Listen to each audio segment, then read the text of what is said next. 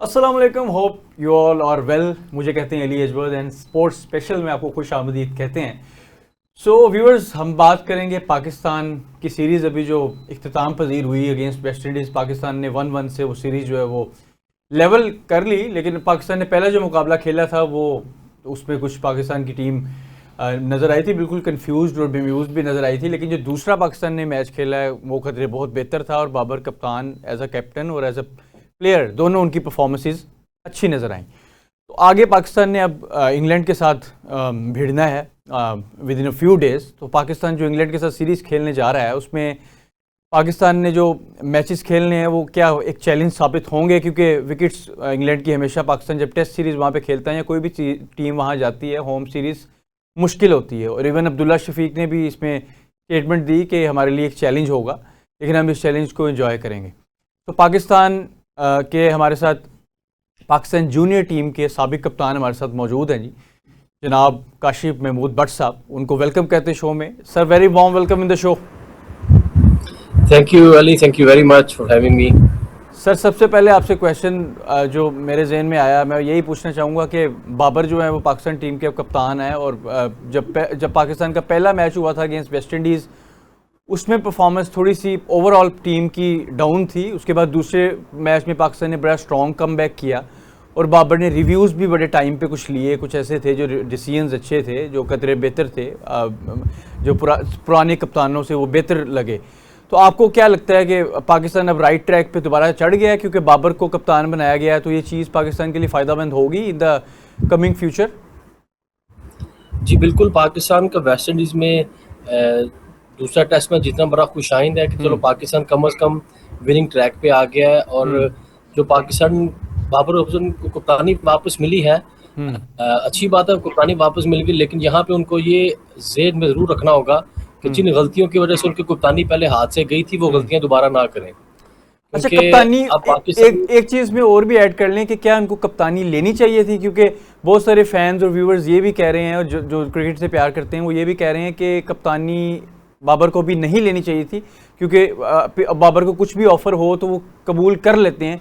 लेकिन कह रहे थे कि बाबर को भी कप्तानी थोड़ा सा उसमें पीसीबी को कहना चाहिए था कि अभी मैं वेट करें, थोड़ा सा अपना आप दिखाना चाहिए था बाबर को, लेकिन बाबर ने बड़ा डाउन टू अर्थ होकर कप्तानी ले ली।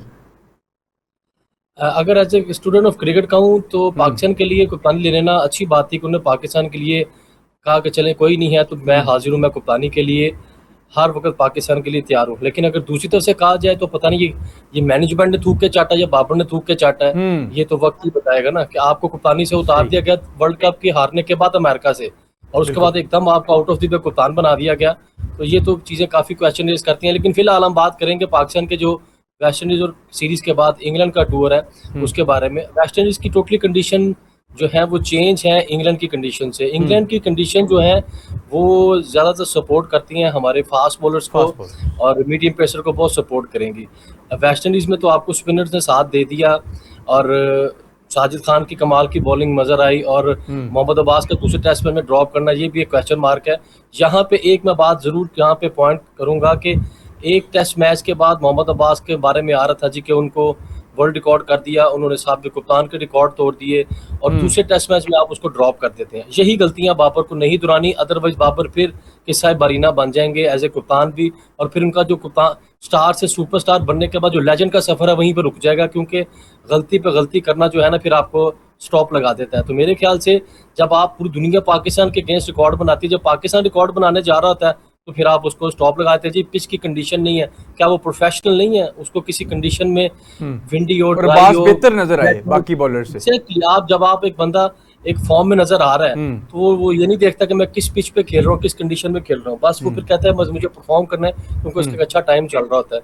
तो मेरे ख्याल से मोहम्मद अब्बास जो है वो इंग्लैंड में बहुत ज़्यादा फायदेमंद साबित होंगे पाकिस्तान के लिए, और उनके साथ मोहम्मद अली डेजी एक प्रॉपर पेसी बॉलर पाकिस्तान के लिए बड़ा अच्छा है कि पाकिस्तान का जो पेस अटैक है बड़ा बेहतरीन है और इसका इंग्लैंड में फायदा होकर यहाँ पे बाबर को एक बात जरूर सोचनी पड़ेगी कि लाडले से जान छुड़ा लें इमामुल हक से। मैं खुला नाम लूंगा कि वो टीम पे बोझ बन रहे हैं, एक बोझ को साथ लेके चलना। पहले बाबर अपनी कप्तानी यारियों की वजह से खो बैठा था, इमामुल हक हो गया, उस्मान कादिर हो गया, तो अब वो टाइम नहीं है। बहुत अवेयरनेस आ गई हमारे यंगस्टर्स को, आने वाले क्रिकेटर्स को भी कि आप सिर्फ परफॉर्मेंस तक ही अगर आप परफॉर्म कर रहे हैं तो आपकी टीम में जाएगा, अदरवाइज आप बोझ हैं। तो मेरे ख्याल से इमामुल हक बोझ बनने लग गए हैं।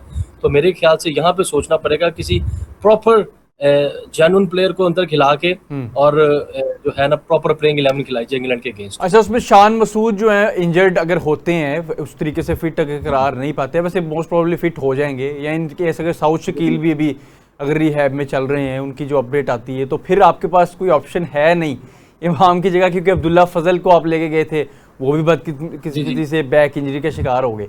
तो फिर ऐसी सिचुएशन में फिर इमाम को खिलाना पड़ेगा।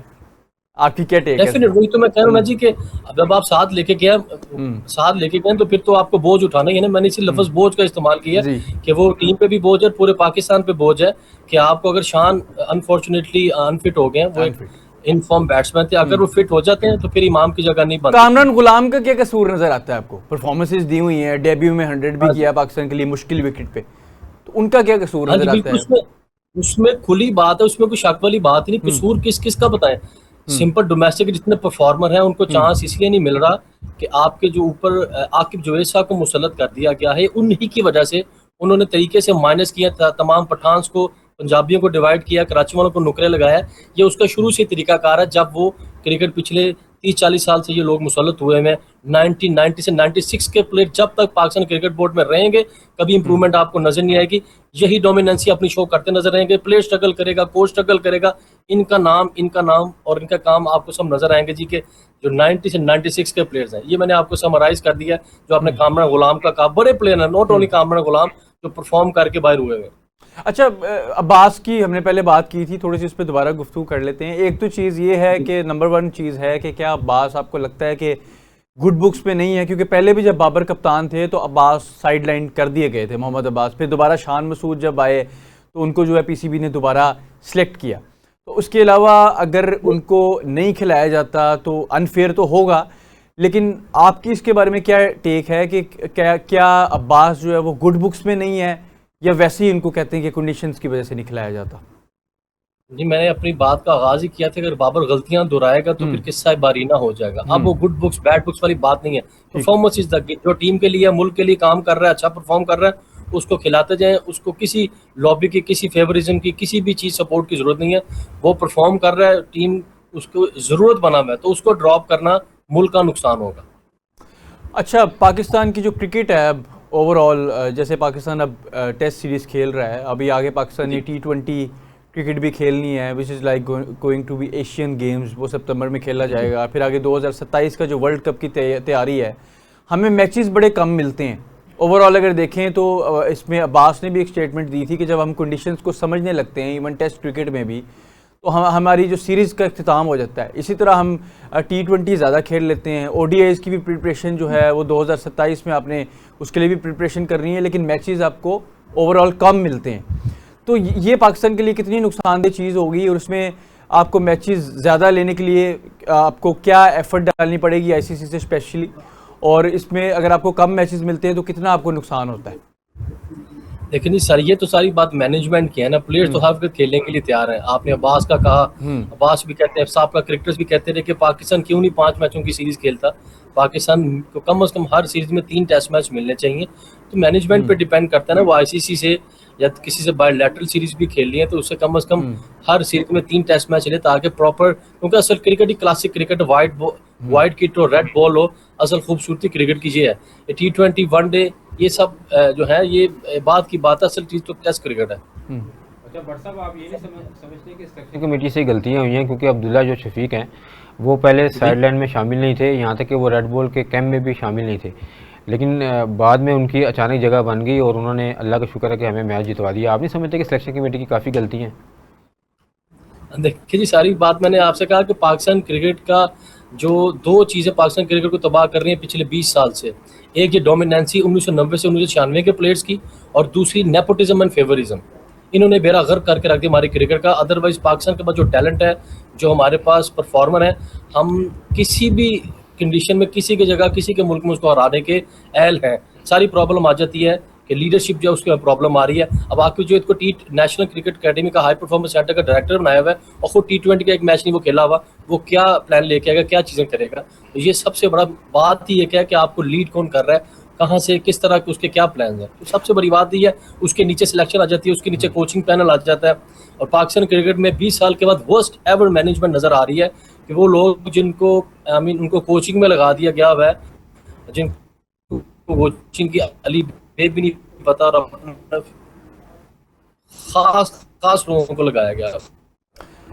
अच्छा, इसमें सर एक और चीज़ ऐड कीजिए कि पाकिस्तान क्रिकेट में जो नौजवान हैं, की बात कर, जिस तरीके से आपने नौजवानों की बात की, नौजवान क्रिकेट खेलना चाहते हैं, वो उनके पास टैलेंट है, उनके पास हुनर है, they want to play for Pakistan. लेकिन अनफॉर्चुनेटली जिस तरह आपने बात की कि इसमें पाकिस्तान में बहुत सारे प्लेयर्स जो हैं वो ऐसे ही बेचारे सिर्फ डोमेस्टिक ही खेलते रह गए और उनको इन दी एंड चांस नहीं मिला। तो ऐसे नौजवानों के लिए आपकी क्या टेक है? और साथ साथ एक और चीज़ अहम इसमें ऐड कीजिए, उमर अकमल और अहमद शहजाद जो हैं वो इतना तो उनका बड़ा क्राइम नहीं था ना, जुर्म नहीं था कि उनको डोमेस्टिक भी खेलने नहीं दी जा रही, वो उनको बिल्कुल साइडलाइन किया जा रहा है। तो ये पाकिस्तान में सीनियर्स प्लेयर्स की अगर ये रिस्पेक्ट है तो फिर जूनियर्स की तो ना ही पूछें। तो फिर आपका टेक इस बारे में क्या है? देखिए, जो आपने पहले बात की कि डोमेस्टिक में जिनको चांस नहीं मिल रहा है, आपने वो यंगस्टर्स की अपकमिंग प्लेयर्स की बात की, उनके लिए सबसे जरूरी एक ही मैसेज है, no compromise with the studies. Cricket is a game, game is a gamble. आप क्रिकेट को गेम रहने दें, अपनी स्टडी कंटिन्यू करें और अपने पेरेंट्स पे भी बोझ ना बने, अपने घर वालों पे बोझ ना बने कि क्रिकेट ही सब कुछ है। अपनी स्टडी खेलें, स्कूल कॉलेज यूनिवर्सिटी खेलने, वहाँ से क्रिकेट खेलने, और ये जेम में से निकाल दें कि मैंने अंडर 16 खेली, मैंने अंडर 19 खेलनी है, मैंने रीजन से एसोसिएशन से खेलना है।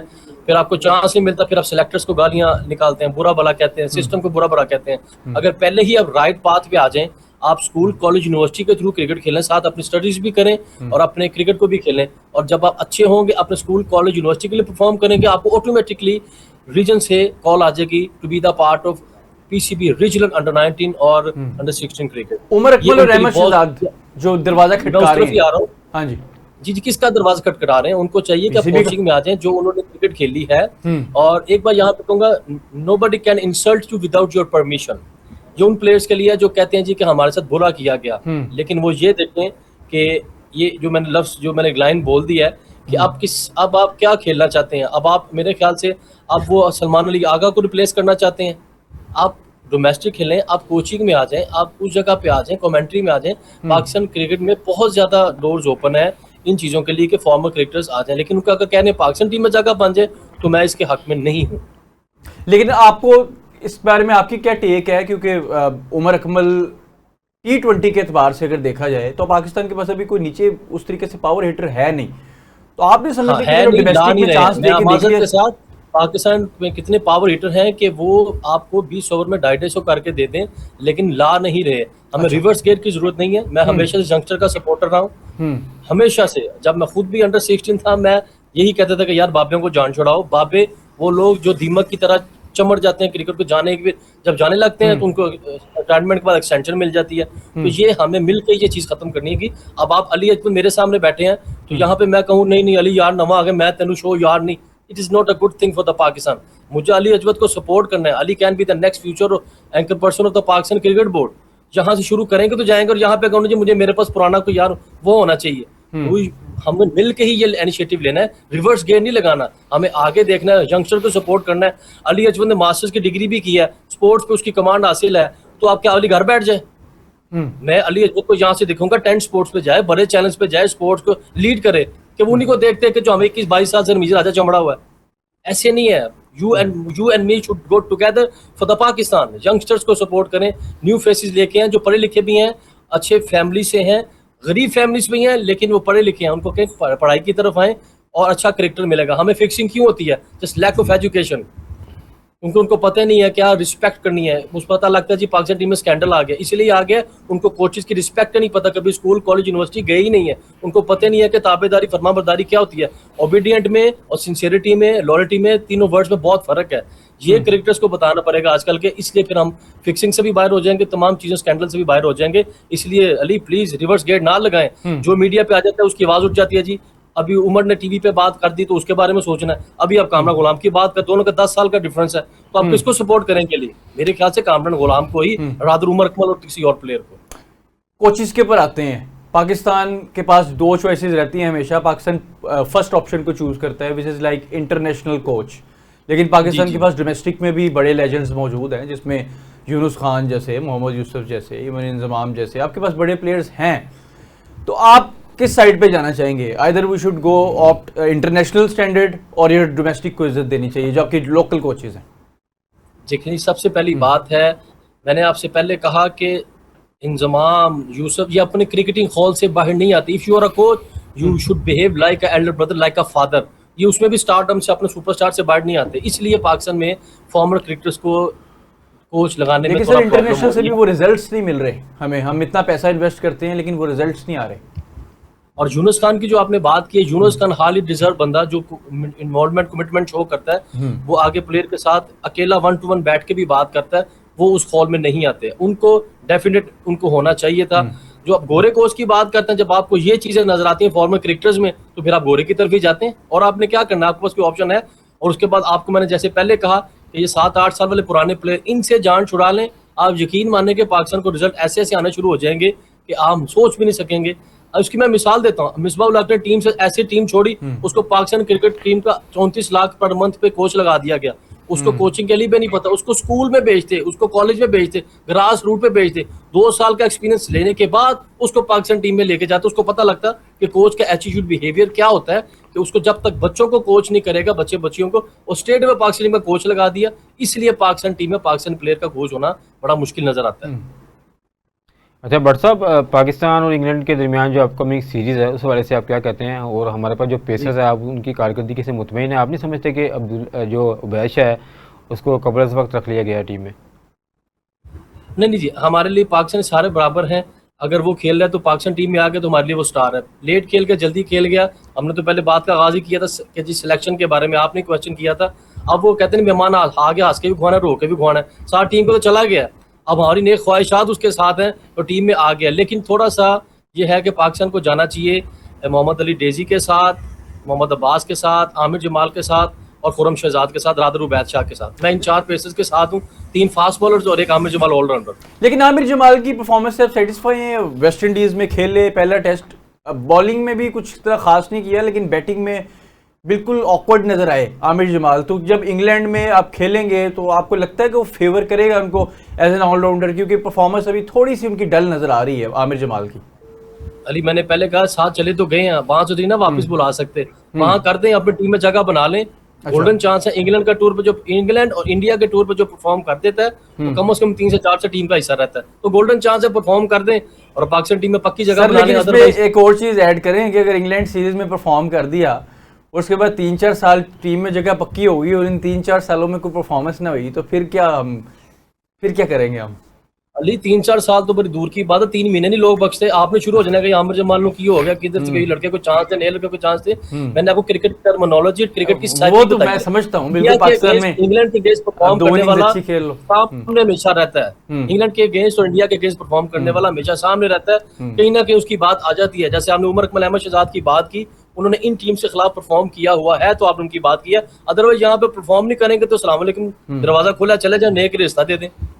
साइम अयूब, पाकिस्तान का पोटेंशियल, उनको वाइस कैप्टन बनाने की बातें हो रही हैं। आप समझते हैं कि उनमें इतना दमखम है कि वो फ्यूचर में पाकिस्तान को लीड कर सकते हैं? देखिए जी, जब आप एक बैट्समैन से बॉलर का काम लेंगे और बॉलर से बैट्समैन का काम लेंगे, साहिब मुझे को गलत फहमी हो गई थी कि यार मैं सिर्फ बॉलर हूँ, मैं बैट्समैन नहीं हूँ, तो वो अपनी असल डोमेन भूल गया। तो उसको फोकस करना है अपनी बैटिंग पे। Very talented, very good player है, लेकिन वही बात आ जाती है लैक ऑफ एजुकेशन।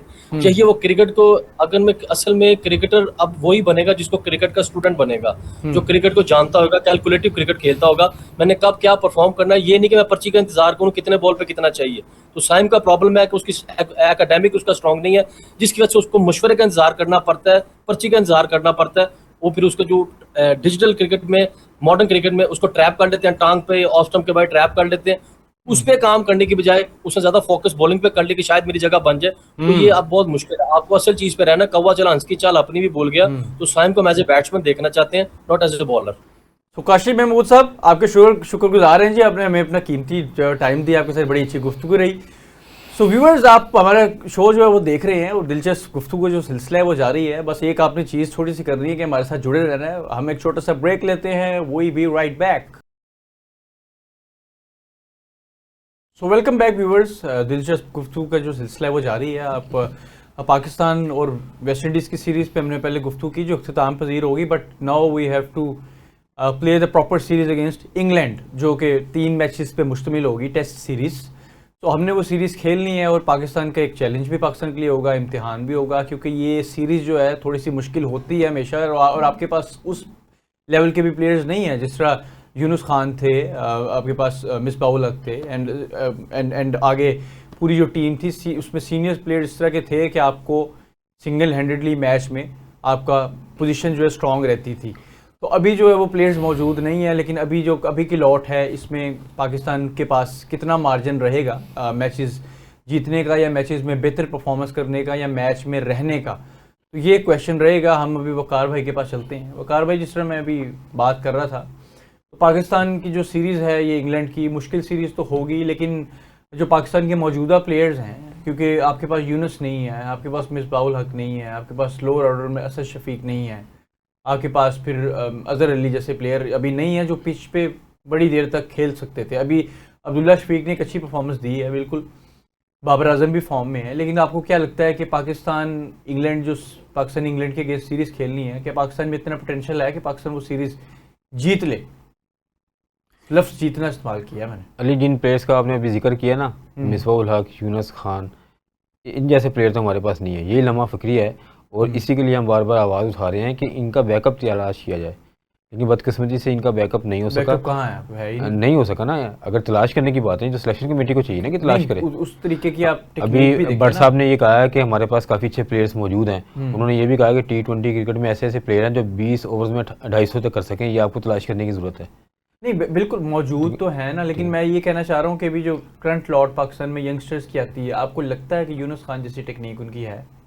नहीं, यूनुस खान जैसी टेक्निक तो नहीं है, लेकिन यह है कि अब्दुल्ला शफीक काफ़ी अच्छा गेम प्ले कर रहे हैं। बात फिर सिलेक्शन कमेटी के ऊपर तनकीद ही की जाती है, और ये बात सही भी है, क्योंकि अब्दुल्ला शफीक ने अल्लाह का शुक्र है कि परफॉर्म किया, और उसकी बदौलत ही हम पाकिस्तान की टीम ये मैच जीती है। और अब्दुल्ला शफीक जो से हैं वो टेस्ट कैंप में भी शामिल नहीं थे। आपको पता ना कि जब टीम अनाउंस हुई थी तो अब्दुल्ला शफीक नहीं थे उसमें। और नहीं, लाहौर के अंदर से खेल रहे थे वो, उधर ये लीग हो रही थी उनकी, लीग हो रही खेल रहे थे, लेकिन एज रेड बॉल की टीम में तो नहीं थे ना वो। बिल्कुल नहीं थे, ठीक है ना, वो चाहने की उनको बुलाया, जो बुला लिया गया। फिर वो आपने ये सेलेक्ट किया है कि आपने 85% आपने वो करना है डाटा, वो डाटा कहाँ गया? अच्छा, सवाल एक और भी है इसमें, क्वेश्चन एक और भी है। अब्दुल्ला शफीक को आपने निकाला किस वजह से था, और अब लाए किस बेस पे? लाए इस बेस पर हैं कि आपके पास कुछ चारा नहीं था ना। वही ना, मजबूरी थी आपकी। मजबूरी में लाए और परफॉर्म भी कर, मजबूरी में आप लेके आए, मजबूरी में उसने परफॉर्म किया। इसका मतलब क्वेश्चन तो फिर उन लोगों पे रेज होता है ना जिन्होंने पहले अब्दुल्ला शफीक को एग्जिट पास दिया। सिलेक्शन कमेटी के जब मेंबर है उनके ऊपर ही क्वेश्चन रेज होता है ना, उन्होंने टीम में शामिल किया। जितना अच्छा अब्दुल्ला शफीक खेला है, मेरे ख्याल पाकिस्तान टीम में सबसे बेहतरीन उनकी मुझे इसमें लगी है, जो एज सॉलिड एज रॉक कहते हैं ना, बिल्कुल पे जो खड़े हुए। अल्लाह भला करे उनका कि उन्होंने ये मैच जितवाया, और साजिद खान ने परफॉर्म किया। और सबसे बड़ा फैक्टर जीत का ये भी था कि पिच भी स्पिन थी, और स्पिन पर जब हम खेलते हैं तो हमारी आपको पता परफॉर्मेंस कहाँ पहुँच जाती है। क्योंकि हम वेस्ट इंडीज़ के अगेंस्ट, जब वेस्ट इंडीज़ ने पाकिस्तान का टूर किया था तो स्पिनिंग ट्रैक बनाया गया था ना, तो वहाँ नुमान अली और साजिद खान ने परफॉर्म किया था। जब स्पिनिंग ट्रैक देखा तो साजिद खान ने भी ज़बरदस्त किस्म की बॉलिंग की है। अच्छा, आप एक और चीज़ देखें कि 30-40 रन की जो लीड पाकिस्तान हमेशा पीछे रह जाता था, और दूसरी टीम को, मुखालिफ टीम को जो लीड हासिल हो जाती थी, बढ़तरी हो जाती थी। अभी पाकिस्तान में एक चीज़ बड़ी अहम है कि इस दफ़ा पाकिस्तान ने 30-40 रन जो एक्स्ट्रा बनाए, वो अब्दुल्ला शफीक को क्रेडिट जाता है। बिल्कुल, अब्दुल्ला शफीक को क्रेडिट जाता है, और पाकिस्तान को हेल्प हुई बिल्कुल, और बाबर आजम को भी क्रेडिट जाता है कि बाबर आजम ने भी अच्छी बैटिंग की है, लेकिन बाबर आजम को सेंचुरीज करनी चाहिए थी। 4 साल हो गए बाबर आजम में ऑलमोस्ट के कोई सेंचुरी वो भी एक मैंने कहा था कि बाबर से बड़ा, बाबर खुद अपने इतने बड़े दुश्मन है कि किसी और की ज़रूरत नहीं है। क्योंकि आप देखिए जिस तरीके से वो रन आउट हुए हैं, थोड़ा सा सब्र ले लेना चाहिए था, क्योंकि बाबर ने समझिए अपने साथ खुद ही दुश्मनी ली है। वो बड़ी इजी 100 था, बिल्कुल इजी सेट थे। मेरा ख्याल है कि वो बेस्ट पोजीशन में थे, और बिल्कुल अली अगर वो सेंचुरी कर लेते तो यकीनी तौर पर उनका कॉन्फिडेंस पहले से कहीं ज़्यादा हो जाना था। एक जो बैटर है प्रॉपर, वो टीम का जो कप्तान हो, वो काफ़ी अरसे से आउट ऑफ फॉर्म हो और वो सेंचुरी कर लेते, तो यकीनी तौर पर हम कह सकते हैं ना कि उसकी फॉर्म वापस आ गई है, तो उसमें काफ़ी बूस्ट मिलता है, उसमें उसको कॉन्फिडेंस मिलता है, उसको सेंचुरी करनी चाहिए थी। और इसके टॉप अलावा 10 में आ गए बाबर हैं आजम से ये भी गलतियाँ हुई टेस्ट हैं, बिल्कुल टॉप 10 में आ गए हैं। ये भी गलती हुई जो भट्ट साहब ने भी जिक्र किया था कि मोहम्मद अब्बास को नहीं आपने खिलाया, हालांकि पहले मैच में मोहम्मद अब्बास ने कितना अच्छा परफॉर्म किया, मोहम्मद अब्बास को आपने बाहर बिठा दिया। तो ये तो आपसे ये भी पूछता हूं ना, गलती ये है क्या ना, बाबर के फेवरेट नहीं है मोहम्मद अब्बास? कह भी सकते हैं क्योंकि काफ़ी अरसे से आपने देखा कि तकरीबन 3 साल हो गए थे। नहीं, कंडीशंस के दो- बाबर ने तकरीबन- मैच तो आप जीत गए, उन्होंने एक स्टेटमेंट दी प्री मैच जब टॉस हुआ, उस पर उन्होंने कहा जी कंडीशंस के कंडीशंस के मुताबिक देख रहे थे, कंडीशंस के कंडीशन मुताबिक देख रहे थे। तो अब ये तो हर कंडीशन में फिट आते हैं मोहम्मद अब्बास, ये तो कीपर भी आगे लेके बॉल करा लेते हैं। बिल्कुल मोहम्मद अब्बास की पेस नहीं है, लेकिन लाइन लेंथ पर बॉल करते हैं, और इंग्लैंड के खिलाफ जो सीरीज़ होगी यकीनी तौर पर मोहम्मद अब्बास को खिलाया जाएगा, किसी तौर पर मिस नहीं किया जाएगा, क्योंकि बाबर आजम ने जो स्टेटमेंट दी है ना कि हम कंडीशंस के मुताबिक खिलाते हैं, तो यकीनी तौर पर कोई फेवरेटिज्म का मुझे नहीं लगता कुछ ऐसा कोई इशू है। इंग्लैंड में खेल रहे हैं क्योंकि बाबर आजम की कप्तानी में मोहम्मद अब्बास काफ़ी खेले हैं। नहीं, लेकिन मोहम्मद अब्बास बीच में साइड लाइन हो गए थे जब हाँ 2022 के बाद तकरीबन ऑलमोस्ट तो साइड लाइन 3-3.5 साल हो गए, तो उसके बाद ये टीम में शामिल हुए। लेकिन मोहम्मद अब्बास के पास वसी तजर्बा है इंग्लैंड के खिलाफ खेलने का, और इसके अलावा इंग्लैंड की जो कंडीशंस हैं वहाँ पर वो खेलते रहे, काउंटी क्रिकेट खेलते रहे हैं, काफ़ी अच्छा उन्होंने परफॉर्म किया। मुझे नहीं लगता कि बाबर आजम उन्हें मिस करेंगे, और लाजमी तीनों के तीनों मैच में वो। अच्छा, ओवरऑल पेस पाकिस्तान की वही 132, 33, 35, बिल्कुल 36 भी अब नहीं हो रही शायद। मोहम्मद अली भी 134 तक कर रहे हैं। बिल्कुल 134 तक कर रहे हैं। तो फिर क्या बात तो फिर वही आ गई, शाहीन भी थे, मोहम्मद जब शाहीन खेल रहे थे या हसन अली थे, नसीम शाह थे, तो कोई ज़्यादा कोई फ़र्क नहीं नज़र आया पेस में। तो फिर क्या क्या करना पड़ेगा? कोई या तो ये अपनी एनर्जी बचा रहे हैं, या सेशंस T20 वाली जो बात थी कि T20 स्पेशलिस्ट हैं सारे, और जब लंबे स्पेल करने पड़ते हैं तो वो फिर डगमगा जाते हैं। लेकिन तो क्या क्या खिलाया जाए? कोई प्रोटीन लेना पड़ेगा, क्या लेना पड़ेगा? पेस कैसे? नहीं, मुझे नहीं लगता कोई एनर्जी बचा रहे हो, क्योंकि ये जो सीरीज होती है ना बड़ी इंपॉर्टेंट होती है इंग्लैंड के अगेंस्ट जो होती है। अभी व्हाट्सएप में भी वेस्ट इंडीज जो खेली है, वेस्ट इंडीज़ के अगेंस्ट भी सीरीज जो थी काफ़ी टफ थी, बड़ी कम थी, तो पेस तो कम थी, इसमें तो कोई शक नहीं है ना। मोहम्मद अली आप देख लें कि, और इसके अलावा मोहम्मद अब्बास तो वैसे ही मीडियम पेसर हैं, तो जो शाहीन शाह अफरीदी पहले परफॉर्म कर रहे थे उनकी भी इतनी कोई पेस नहीं थी, तो पेस का तो काफ़ी इशू है ना। तो हमें चाहिए ना कि सिलेक्शन कमेटी को इस हवाले से भी वर्किंग करे, और इसके अलावा जो हमारे कोचेज़ हैं उन्हें चाहिए ना कि वो भी कोई फास्ट बॉलर तलाश करने की कोशिश करें ना। अब मोहम्मद अली हैं तो यकीनी तौर पर उम्मीद ये है कि वो अच्छा परफॉर्म करेंगे, और कंडीशंस जो सी हैं वो पेसर्स को सूट करती हैं, और जो हेडिंगलिंग की जो पिच है ना वहाँ तो आउटफील्ड भी बहुत फास्ट है। अच्छा, पहला मुकाबला को किधर है जो पहला जो अपने टेस्ट खेल रहे हैं? हेडिंगलिंग में खेला है ना पहला टेस्ट। नहीं तो वो उधर का क्या कैरी अच्छा होता है क्या?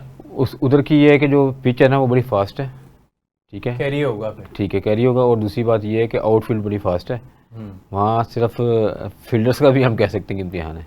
अच्छा, वहाँ बॉल एक होती है तो फॉर एक चीज़ और, गाजी गोरी को देना चाहिए चांस रिजवान की जगह, या रिजवान के साथ जाना चाहिए? गाजी गोरी को चांस देना चाहिए। मोहम्मद रिजवान तो बदकिस्मती से नाकाम ही हो गए ना सलमान अली आगा परफॉर्म कर रहे हैं, ना मोहम्मद रिजवान परफॉर्म कर रहे हैं। अब तो गली मोहल्लों में भी बातें हो रही हैं कि मोहम्मद रिजवान को किस बना पे टीम में रखा हुआ है। अच्छा, आगा क्यों नहीं परफॉर्म कर आगा का जो बल्ला है वो भी रन नहीं हुआ, डबल डिजिट में भी नहीं आ पा रहे, डबल डिजिट में नहीं आ रहे, काफ़ी अर्से से परफॉर्म नहीं कर रहे। और जो क्या क्यों डिप आया फॉर्म में? सलमान अली आगा जो से वो T20 के भी कप्तान है, जब उनके ऊपर तनकीद होगी तो ज़ाहिर बात है उनका जो मुराल है वहाँ से भी डाउन होगा। नहीं, क्यों डिप क्यों आया है उनमें परफॉर्मेंस में? टेस्ट में तो बड़ा अच्छा वो खेल, मेरा ख्याल है उनको थोड़ा ऊपर खिलाया जा रहा है, वो टेल के साथ ज़्यादा अच्छा। और आपको पता है कि सलमान अली आगा को टेस्ट की वजह से टीम में रखा था ना पहले, एज अ वो टेस्ट क्रिकेटर ही आए थे ना, टेस्ट में परफॉर्म किया, फिर ऐसा ऐसा वो वाइट बॉल की तरफ चले गए, वनडे खेलने लग गए, उसके बाद उन्होंने T20 के कप्तान अचानक बना दिया। नहीं तो ये आपको क्या नज़र आ रहा है कि फॉर्म में क्या नंबर चेंज किया गया? नंबर चेंज करने की भी काफ़ी होता है ना, नंबर भी चेंज किया गया आता है इससे? बिल्कुल, नंबर चेंज करने से इम्पैक्ट आता है। एक दो नंबर का ही हुआ है चेंज वैसे, लेकिन आप समझते हैं टेस्ट क्रिकेट में 5वां 6वां 7वां 8वां नंबर एक जैसा ही होता है? नहीं, एक जैसा नहीं होता, फ़र्क तो पड़ता है, लेकिन इतना भी फ़र्क नहीं पड़ता ना कि सलमान अली आगा की आपको देखेंगे परफॉर्मेंस इतनी लूज़ हो गई है, ना मोहम्मद रिजवान परफॉर्म कर रहे हैं, ना सलमान अली आगा परफॉर्म कर रहे हैं, ये आपके पास काफ़ी स्पेस हो गई है। तो आपको चाहिए कि अगर आपके पास कोई यंग क्रिकेटर अच्छा मौजूद है, जिस तरह आपने गाजी गोरी की बात की है, तो उसको मौका देना चाहिए। सऊद शकील की क्या अपडेट है? सऊद शकील अब फिट है, अल्लाह का शुक्र है, खिलाना चाहिए। खिलाना चाहिए। सऊद शकील काफ़ी अच्छा टेस्ट क्रिकेटर है। इंग्लैंड में इंग्लैंड परफॉर्मेंस में बिल्कुल दे देंगे। देंगे, क्यों नहीं देंगे, अच्छी परफॉर्मेंस देंगे।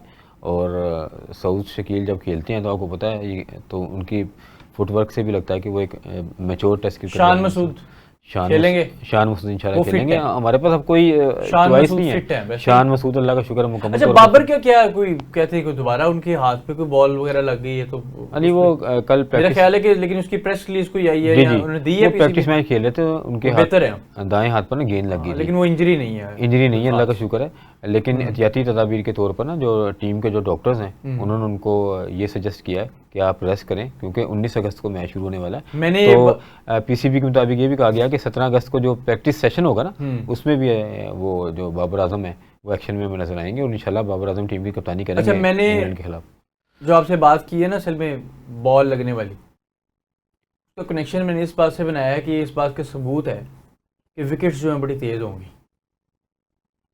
हाँ, विकेट तो विकेट्स यकीनी तौर पर तेज तेज होगी। होगी, और ये तो देखें ना, बच्चे को पता है कि इंग्लैंड के गेंद तो और पिच है, वेस्ट इंडीज और में हमारी भी टीम विकेटें काफी भी अच्छा तेज परफॉर्म थी। करती रही है वहाँ, ये पहले बात नहीं टेस्ट है। में जब शान मसूद का भी मसला हुआ, बिल्कुल वो भी तेज विकेटें थी। इवन उसमें बाबर के हाथ पे भी गालिबन बॉल लगी थी सेकंड टेस्ट में, जब वो बिल्कुल। आखिर में छक्का मारते हुए उनको बड़ी तकलीफ भी अभी हुई। शान मसूद की जो हमने बात की, शान दर्द मसूद से भी बुरा प्रैक्टिस है। के दौरान ही वो थे ना, शान मसूद भी प्रैक्टिस के दौरान ही इंजरी के शिकार हुए थे ना, दूसरा मैच अच्छा, नहीं और होने इसमें एक और चीज़ है, अली उस्मान को भी गेंद लगी। मतलब इसका मतलब है कि पेस अटैक वेस्ट इंडीज में भी तगड़ा रहता है जब आप बॉल करते हैं। तो अली जो उधर भी 19 तेज अगस्त को विकेट- जो हेडिंगले में मैच होगा ना, वो जो पिच है ना, वो लॉर्ड्स के मुकाबले में भी काफ़ी फास्ट है, वहाँ आउटफील्ड भी बहुत तेज़ है। अच्छा, और यहाँ कल पे मोहम्मद अली ने भी आपको रिवर्स स्विंग वगैरह सारी चीज़ें यानी मिलेंगी। बिल्कुल, मोहम्मद अली ने भी कल ये बताया, उन्होंने कहा है कि तो फिर तो आपको लगता नहीं है कि अगर विकेट बड़ी तेज है और आपको अच्छा स्विंग भी मिलेगा, तो फिर मेरे ख्याल बैट के साथ जाना चाहिए? क्या ख्याल है आपका? बिल्कुल, जब अवैध को आपने कैरी किया तो अवैध को मौका देना तो चाहिए। खुर्रम लेकिन शहजाद भी बड़े लेकिन मुझे नहीं तगड़े लगता कि नजर पहले आते हैं। मैच में अवैध शाह को मौका देंगे, दूसरे या तीसरे मैच में उन्हें मौका दिया जा सकता है। और अभी तक हमने 92 मैचेस खेले हैं पाकिस्तान में। खुर्रम शहजाद होंगे खुर्रम शहजाद होंगे या उबैद शाह होंगे? खुर्रम शहजाद होंगे। मोहम्मद अब्बास को फिर तो नहीं बल्ली नहीं, मोहम्मद अब्बास इंशाल्लाह लाजमी खेलेंगे। और यानी आपकी सोर्स पिक ये बता रहे है, हैं, आपकी पिक है मोहम्मद अब्बास, मोहम्मद अब्बास, खुर्रम शहजाद खुर्रम शहजाद और मोहम्मद अली। मोहम्मद अली। और मेरा नहीं ख्याल कि आमिर जमाल टीम का हिस्सा होंगे नहीं। प्लेइंग 11 का, बिल्कुल, जितना मुझे लगता है। बाकी एक स्पिनर के साथ तो एक स्पिनर के साथ जाएंगे, क्योंकि विच इज गोना भी साजिद खान होने चाहिए, क्योंकि साजिद खान बैटिंग कर लेते हैं अच्छी। साजिद खान बैटिंग कर लेते हैं, तो यकीनी तौर पर आप एक स्पिनर के साथ जाएंगे तो साजिद खान से अच्छी चॉइस तो कोई नहीं हो सकती ना। फिर अली उस्मान भी वैसे खेल रहे हैं पाकिस्तान। अली उस्मान खेल रहे हैं, लेकिन वो लेफ्ट हैंड राइट हैंड का भी चक्कर होता है ना उधर काफ़ी। अच्छा, आपने अली उस्मान की वैसे बॉलिंग देखी है, तो क्या नज़र आया उनके अंदर? कोई है फ्यूचर स्टार बनने की नहीं, अच्छा काबिलियत? नहीं है, बिल्कुल है उसमें, काफ़ी अच्छी बॉलिंग की उसने वेस्ट इंडीज़ के अगेंस्ट भी। और बस उनकी जो बैटिंग है उसने काफ़ी मायूसी दी है। उन्होंने कोई डोमेस्टिक में सेंचुरी भी की है कोई? डोमेस्टिक में उन्होंने काफ़ी अच्छा परफॉर्म किया है, डोमेस्टिक की बेस पर तो उनको रखा गया अली उस्मान। बैटिंग भी अच्छी की हुई है उन्होंने, बैटिंग भी अच्छी की हुई है, लेकिन वहाँ ज़ाहिर बात आपको पता है कि इंटरनेशनल जो एक्सपोजर होता है ना, उससे भी जो नौजवान क्रिकेटर्स हैं ना वो काफ़ी परेशान हो जाते हैं। टाइम लगता है ग्रो होने में, एक्सपीरियंस लेने में टाइम लगता है। तो उम्मीद है कि इसी तरह अगर वो टीम में शामिल होते रहे और इंग्लैंड के अगेंस्ट उन्होंने सीरीज़ खेली तो कॉन्फिडेंस उनको भी मिलेगा, तो उनके भी हमें चार्मिंग नज़र आएगी। बाबर की सेंचुरी आ रही है कि नहीं कोई इन 6 इनिंग्स में? 6 इनिंग्स हैं बाबर के पास। मेरी तो दुआएं बाबर आजम के साथ ही, और आप तो ये कहते हैं कि आप हमेशा बाबर आजम के हक में ही बात करते हैं। आ जाएगी सेंचुरी इंशाल्लाह बाबर आजम की सेंचुरी आएगी, और आना भी चाहिए यार। बाबर आजम की सेंचुरी आएगी तो हमारी टीम पाकिस्तान की जो मजबूत होगी, और बाबर आजम में एक एनर्जेटिक बनेंगे। और अच्छा, टॉप 10 में आ गए हमसे, 10वें नंबर पे बाबर आ गए। बड़ी खुशी हुई है, काफ़ी अर्से से आपको बताना है कि बाबर आजम परफॉर्म नहीं करते, तो मुझे तो बड़ी खुशी हुई कि बाबर आजम। और इस सीरीज में अगर उनके रन अच्छे लग जाते हैं, ये बाबर आजम के लिए ये सीरीज में सीधा वो इम्तिहान है। ये नहीं है कि हम जीत नहीं सकते, हमारे में इतनी एबिलिटी है, और माजी में भी हमने इंग्लैंड के अगेंस्ट सीरीज जीती। एक चीज़ इसमें ये है कि पाकिस्तान जो है ना टीम, उसमें बाबर ने कप्तानी है, उन्होंने साबित कर दिया कि I am better than anyone अभी के। क्योंकि देखिए वेस्ट इंडीज़ में आपने चीज़ लेवल कर ली इतनी बुरे हालात के बाद, सीरीज लेवल करना वाज नॉट दैट मच बिल्कुल, इजी। बाबर आजम को भी करके कंट्रीब्यूशन था, उन्होंने भी अच्छी बैटिंग की है, 88 रन बनाए थे उन्होंने एक इनिंग में। तो उम्मीद ये है कि बाबर आजम को बूस्ट मिलेगा और बाबर आजम के हवाले से अच्छी बातें भी की जा रही हैं। तो उम्मीद ये है कि बाबर आजम परफॉर्म करेंगे और जो ये गलतियाँ की जाती हैं ना, जिस तरह मोहम्मद अब्बास को नहीं आपने खिलाया, कुछ ना कुछ गलतियाँ कर लेते हैं। तो लेट्स सी अब क्या होता है। और लास्ट सीरीज जो इंग्लैंड के अगेंस्ट हुई थी वो भी हमने जीती थी, 2-1 से जीती थी, जब होम सीरीज हुई थी ना इंग्लैंड की। लेवल नहीं हुई थी वो 2-2 से, 2-1 से जीती नहीं थी हमने सीरीज, जिसमें यूनुस और मिसबत। नहीं अच्छा वो तो होम सीरीज होम थी ना, सीरीज की जो बात इंग्लैंड इधर आई थी। हाँ इंग्लैंड वो आखिर में जब वो और आकिब जवेद और का अब तक दोनों हम इंग्लैंड और पाकिस्तान के Spin दरमियान ना wickets। 92 मैचेस हुए हैं, 30 इंग्लैंड की टीम ने जीते हैं, 23 हमने जीते हैं, 39 लेवल हुए हैं, ड्रॉ हुए हैं। तो ये नहीं कह सकते इंग्लैंड में हमारी जो पाकिस्तान की टीम है ना, उन्होंने काफ़ी अच्छा परफॉर्म किया। यूनुस खान हो, अपना इंजमामुल हक हो, सईद अनवर हो, आमिर सुहेल हो, जितने भी हमारे लेजेंड क्रिकेटर्स थे ना, उन्होंने काफ़ी अच्छा परफॉर्म किया हुआ। ये नहीं कह सकते कि हम उनकी जो कंडीशन है वो हमें बिल्कुल भी सूट नहीं करती, वहाँ स्ट्रगल करनी पड़ती है। लेकिन अगर हमारी टीम स्ट्रगल करेगी, इसी तरह एनर्जेटिक होकर खेलेगी, जेल होकर खेलेगी, तो यकीनन कामयाबी मिलेगी पाकिस्तान की टीम। सो ऑलराइट जी, Pakistan is going to play the series against England और मुकाबला जो है वो अच्छा नज़र आना चाहिए, क्योंकि पाकिस्तान टीम को फाइट पूरी करनी चाहिए। लास्ट मैच पाकिस्तान ने अच्छा खेला अगेंस्ट वेस्ट इंडीज़, बड़ी टॉप नॉच परफॉर्मेंस थी, बैटिंग में भी परफॉर्मेंसेज आई, बॉलिंग में भी आई, और एज अ टीम जो पूरा एक यूनिट बन के टीम जो है वो खेली। तो अब जो अभी जो सीरीज़ अभी मौजूदा सीरीज़ है विच इज़ लाइक इंग्लैंड वाली सीरीज़, हमने जो है उस पर आपको जो है गाहे बगाहे अपडेट्स भी देते रहेंगे, प्रोग्राम्स भी करेंगे। लेकिन सबसे इम्पोर्टेंट जो चीज़ आप लोग भी यही चाहते हैं, हम लोग भी ये चाहते हैं कि पाकिस्तान ये सीरीज़ जो है वो विन करे, या अगर इसमें एटलीस्ट सीरीज़ में नज़र आए पाकिस्तान खेलता हुआ कि ऐसी परफॉर्मेंस आए कि पता चले कि पाकिस्तान की बैटिंग की तरफ से भी परफॉर्मेंसेज हैं, सेंचुरीज़ भी आएँ, बॉलर्स की तरफ से भी परफॉर्मेंस आएँ। और जिस तरह वकार भाई ने भी बोला कि ये पाकिस्तान के लिए सीरीज़ एक इम्तिहान होगी और चैलेंज है, और पाकिस्तान अगर इसमें अच्छा रह गया तो उसका मतलब है कि पाकिस्तान लगेगा कि फ्यूचर में कुछ अच्छा करने वाला है, क्योंकि सीरीज़ बाय सीरीज़ आप चलते हैं, और अगर इसमें परफॉर्मेंस अच्छी रहती है तो पाकिस्तान टीम हमें भी तसल्ली होगी, और पाकिस्तान टीम का एक जो मोराल है वो बुलंद रहेगा in the future as well. तो हम पाकिस्तान टीम को गुड लक कहते हैं, पाकिस्तान टीम को बेस्ट विशेस देते हैं कि पाकिस्तान इंग्लैंड के खिलाफ अच्छी परफॉर्मेंसेज दे और अच्छे स्कोर जो है पाकिस्तान के बैट्समैन जो है बनाएं। तो हम इसी के साथ जो इजाज़त चाहेंगे, हम नए प्रोग्राम में दोबारा आपकी खिदमत में हाजिर होंगे। तब तक के लिए अपने मेज़बान अली अजबत को दीजिए इजाज़त। अल्लाह हाफिज़।